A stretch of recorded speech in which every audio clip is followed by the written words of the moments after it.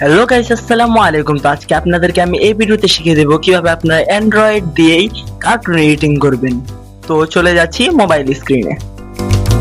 তো এই cartoon editing করার জন্য আমাদের দরকার একটি অ্যাপ্লিকেশন, যার নাম হচ্ছে ক্রম। এখানে শুধু একটা অপশন আছে, লেটস গো। এটার মধ্যে ট্যাপ করে আমরা ভিতরে ঢুকে যাব। তারপর এখানে আমাদেরকে অনেক অপশন দেখা যাবে। তো এই কমাটোন অ্যাপটির কাজ জন্য একটু মুশকিল, কিন্তু একবার যদি আপনি এই কাজটি শিখে যান তাহলে আপনি খুব সহজেই কার্টুন এডিটিং করতে পারবেন।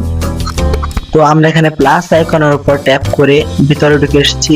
এখান থেকে আপনি এই অপশন গ্রুপ সিলেক্ট করবেন। এখানে আপনি অনেকগুলো অপশন দেখতে পাবেন, যেমন রান, টক, কিক। তো আপনি যেটার মধ্যে ট্যাপ করবেন ওই অ্যাবিলিটিটা এখানে অন হয়ে যাবে। যদি আপনি কিকের মধ্যে ট্যাপ করেন তাহলে কার্টুন ক্যারেক্টারটি কিক মারবে। আপনি রানের মধ্যে ট্যাপ করেন তাহলে দৌড়াতে শুরু করবে।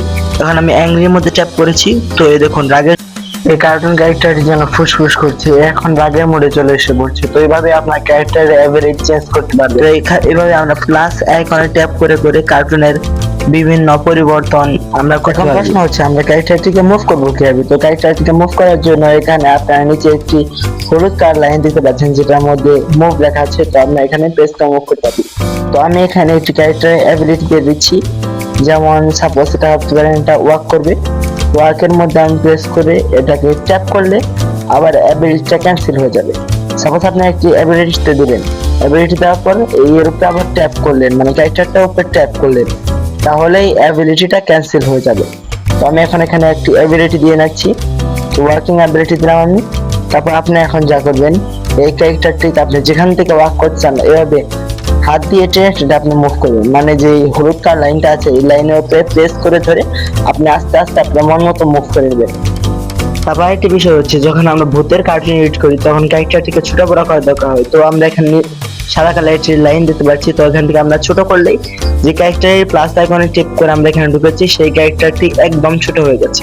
তো আপনারা দেখতে পাচ্ছেন সাধারণ ক্যারেক্টারের তুলনায় যেন একটু বাচ্চা মনে হচ্ছে, মাঝে মধ্যে বড়দের দেখে ভূত, এদিকে দেখে একটু ছোট বাচ্চাও মনে হচ্ছে।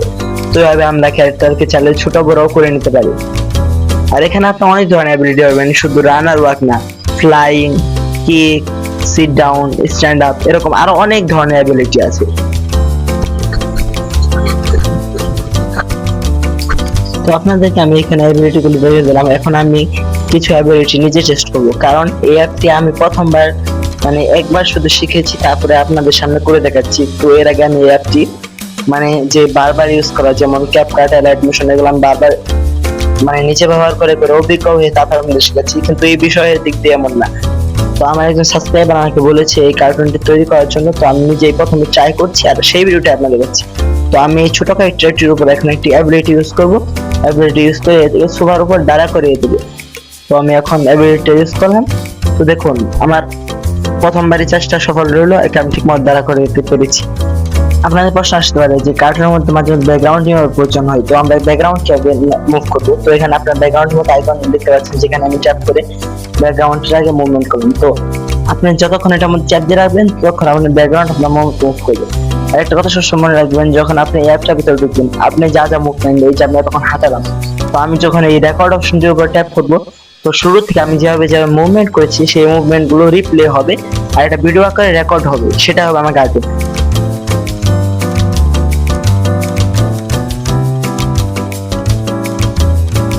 তো আজকে রাত হয়ে যাওয়ার কারণে আমি পুরো ভিডিওটি এডিট করতে পারছি না, এই কারণে দ্বিতীয় পার্ট কালকের থেকে আসবে।